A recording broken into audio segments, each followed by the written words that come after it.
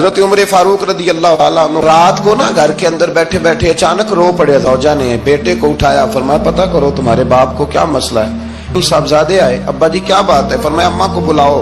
فرمانے لگے کہ بیٹھو میرے ارد گرد. سب بیٹھ گئے تو فرمانے لگے آج جب میں مسجد سے نکلا تھا تو سچے رسول کے سچے صحابہ یہ کہہ رہے تھے کہ عمر بڑا ہی اچھا ہے, عدل والا ہے, انصاف والا ہے.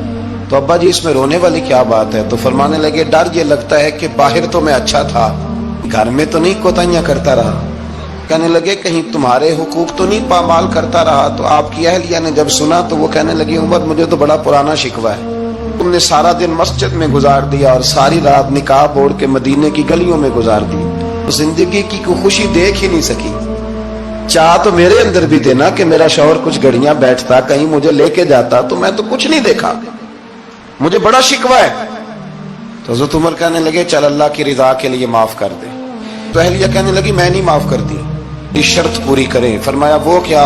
فرمانے لگی قیامت میں جب اللہ آپ کے لیے جنت کا حکم دے گا تو آپ میری سفارش کریں گے اللہ کی بارگاہ میں؟ کپڑے دھو کے دیتی تھی, میری عزت کی حفاظت کرتی تھی, میرے بستر کو پاک رکھتی تھی, کہیں گے؟